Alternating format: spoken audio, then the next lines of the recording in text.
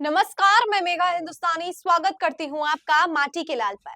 नेता प्रतिपक्ष राहुल गांधी विदेश में डंका बजा रहे हैं, तो वहीं दूसरी तरफ मल्लिकार्जुन खड़गे यानी कांग्रेस के अध्यक्ष देश में जम्मू कश्मीर में डंका बजा रहे हैं। जी हाँ, जम्मू कश्मीर के चुनाव से ठीक पहले रैली जो है दाबड़तोड़ रैलियां की जा रही है और इसको लेकर कांग्रेस ने अपनी रुख जो है साफ कर दिया है कि आखिर जम्मू कश्मीर के संदर्भ में कौन-कौन से वायदे किए जा रहे हैं। तो सबसे पहले बताते हैं आपको कि कहाँ पहुंचे मल्लिकार्जुन खड़गे और कैसे डंका बज रहा है। कांग्रेस की ट्वीट को समझिए, लिखा है, जम्मू कश्मीर में पहले 11 किलो चावल मिलता था, आज केवल 5 किलो मिल रहा है। इससे पता चलता है कि गरीबों का हमदर्द कौन है। कांग्रेस की सरकार फूड सिक्योरिटी बिल लेकर आई है। यही कांग्रेस और बीजेपी में फर्क है। इसलिए मैं कहना चाहता हूं कि आप लोग सिर्फ भाषण देने वालों पर नहीं, काम करने वालों पर भरोसा कीजिए। ये बात जो है अनंतनाग से कही गई है। कांग्रेस ने जो मेन ट्वीट किया, पहले मैं वो पढ़ाती हूँ, फिर बताऊंगी कि क्या-क्या बातें कही गई है गारंटी से संबंधित और कौन सी मुख्य बातें यहाँ पर कही गई है। तो कहाँ पर इस समय कांग्रेस के जो अध्यक्ष है मल्लिकार्जुन खड़गे पहुंचे हैं, वो आपको दिखाते हैं। तस्वीर आप देख सकते हैं, मल्लिकार्जुन खड़गे जो है वो अनंतनाग जम्मू कश्मीर में पहुंचे हैं। तस्वीरों के माध्यम से साफ है, जो आप भीड़ देख सकते हैं और जो कांग्रेस के झंडे हैं उससे भी साफ है कि कैसे जनता जो है वो कांग्रेस को जम्मू कश्मीर में पसंद कर रही है। अब बताती हूँ क्या कुछ प्रमुख बातें कही गई है। कांग्रेस ने लिखा है, अनंतनाग एक ऐतिहासिक महत्व रखने वाली जगह है। यहाँ मौजूद अमरनाथ जी का गुफा के दर्शन के लिए हजारों लोग आते हैं क्योंकि यह धार्मिक एकता का स्थल है। आज बीजेपी यहाँ के लोगों को धर्म के नाम पर बांटने की कोशिश कर रही है, लेकिन वो कभी कामयाब नहीं होंगे। हम सब एक है और हमेशा एक रहेंगे। इसके बाद खड़गे कहते हैं कि जम्मू कश्मीर में जो एलजी की सरकार चल रही है उसमें भ्रष्टाचार हो रहा है। ये लोग धमकाने की कोशिश करते हैं, लेकिन जम्मू कश्मीर के लोग डरने वाले नहीं हैं। जम्मू कश्मीर के पूर्व राज्यपाल सत्यपाल मलिक जी ने कहा कि मैंने जिन लोगों पर सैकड़ों करोड़ों के भ्रष्टाचार का आरोप लगाया, उसकी जांच करने की बजाय सरकारी एजेंसियां तानाशाही आदेश के तहत मेरे घर पर छापेमारी कर रही है। ये बात सत्यपाल मलिक जी ने कही है, जिन्हें बीजेपी से ही गवर्नर बनाया गया है।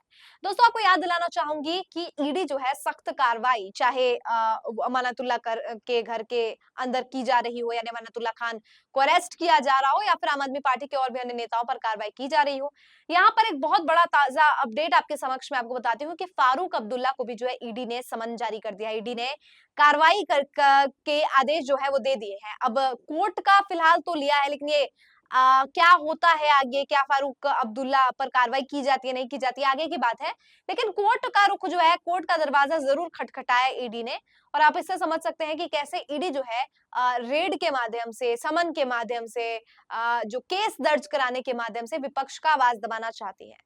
सत्यपाल मलिक एक ऐसे पूर्व गवर्नर है जम्मू कश्मीर के, जिन्होंने सरकार पर पुलवामा से संबंधित बहुत अहम प्रश्न उठाए थे और इसको लेकर सरकार के पास कोई भी जवाब नहीं था। लिहाजा सत्यपाल मलिक के घर पे ईडी की रेड पड़ती।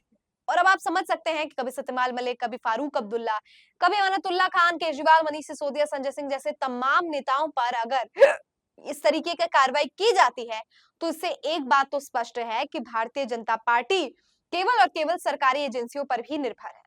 आगे क्या कह रही है कांग्रेस? जम्मू कश्मीर में 1 लाख सरकारी नौकरियां खाली है। जैसे ही हमारी सरकार आएगी वैसे ही इन पदों को भरा जाएगा। यहाँ हजारों सरकारी स्कूल बंद हो गए हैं, उन्हें शुरू किया जाएगा।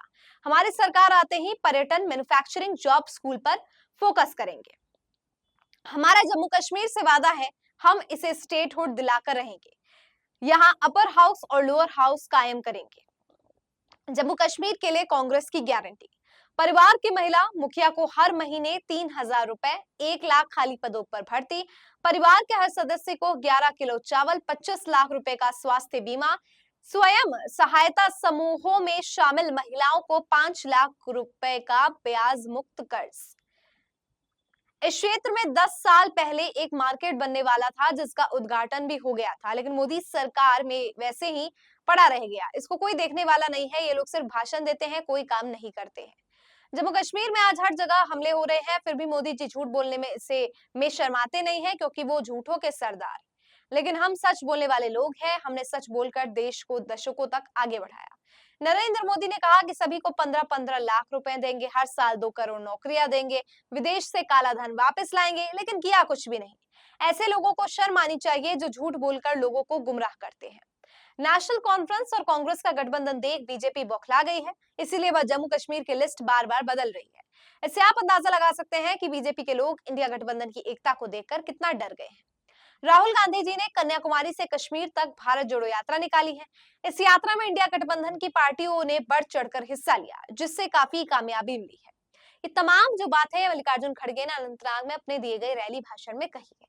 अब मैं आपको बताती हूँ कि इंडिया का क्या एजेंडा है, यानी कि कांग्रेस और नेशनल कॉन्फ्रेंस का ये जो इंडिया गठबंधन है, इसका क्या एजेंडा है। इसका एजेंडा दोस्तों ये है कि देश में या मैं प्रदेश में बेरोजगारी को खत्म करना, जम्मू कश्मीर को उसे पूर्ण राज्य का दर्जा दिलाना, जिस तरीके के झूठे वायदे किए गए थे, उस वायदों के विपरीत कांग्रेस जो है देशवासियों के लिए, प्रदेशवासियों के लिए खासतौर पर काम करना चाहती है। और इसके लिए जो है ये बातें कही जा रही है, चाहे वो इससे संबंधित हो कि किस तरीके से मिलिट्री पर झूठ बोला जा रहा है प्रधानमंत्री द्वारा। प्रधानमंत्री बिल्कुल भी मैन्युफैक्चरिंग पर ध्यान नहीं दे रहे हैं, टूरिज्म पे ध्यान नहीं दे रहे हैं। तो इस सभी क्षेत्र में कांग्रेस जो है वो जम्मू कश्मीर में ध्यान देगी। और ऐसे में एक बात दिलचस्प है कि एलजी का मुद्दा उठाया गया है, यानी बाहरी ताकत जो है वो प्रदेशवासियों को प्रभावित कर रहे हैं। तो जाहिर तौर पर कभी भी आप किसी के रीजन से रिलेटेड बात करेंगे, अगर आप पंजाब में हैं, आप पंजाबी बात करेंगे, आप पंजाबियों के अधिकार की बात करेंगे, तो जाहिर सी बात है आपको वो सेंटिमेंट, वो आपको एम्पैथी जो है मिलेगी। तो वही बात कश्मीरियों के साथ भी लागू होती है। आप कश्मीर के अधिकारों की, कश्मीरियों जमहूरियत की बात करते हैं, तो लिहाजा आपको वो जो हमदर्दी है वो मिलती है। और इसी बात का फायदा यहाँ पर कांग्रेस उठा रही है। और यकीनन कांग्रेस और नेशनल कॉन्फ्रेंस के गठबंधन से इस तरीके से भारतीय जनता पार्टी बौखला गई है कि लिस्ट में फेरबदल करना पड़ रहा है। और अब देखने वाली बात होगी कि एक तरफ हरियाणा में इतना भगदड़ मचा हुआ है, जो भारतीय जनता पार्टी है उनके नेता एक के बाद एक इस्तीफे दिए जा रहे हैं, और दूसरी तरफ कांग्रेस जो है वो काफी ज्यादा मुखर, काफी ज्यादा बोल्ड, काफी ज्यादा सशक्त नजर आ रही है। जम्मू कश्मीर में भी यही हाल है। आप यकीन नहीं मानेंगे कि कश्मीरी पंडित जो भारतीय जनता पार्टी का पारंपरिक वोटर्स है, उन्होंने बीजेपी को बॉयकॉट कर दिया, उन्होंने चुनाव को ही बॉयकॉट कर दिया है। तो ऐसे में भारतीय जनता पार्टी की मुश्किलें थम नहीं रही है, तो और कांग्रेस इस प्रकार की ताबड़तोड़ रैलियां कर रही है, इतने बेहतरीन तरीके से, शानदार तरीके से आयोजन किया जा रहा है, तो इसको लेकर दोस्तों घबराहट बहुत ज्यादा है बीजेपी की। क्या लगता है आपको इस पूरी खबर पर? कमेंट सेक्शन के जरिए बताइए। राहुल गांधी विदेश में जाकर डंका बजा रहे हैं, तो मल्लिकार्जुन खड़गे जम्मू में। कमेंट करके बताइए। फिलहाल मुझे दीजिए इजाजत, देखते रहिए माटी के लाल। धन्यवाद।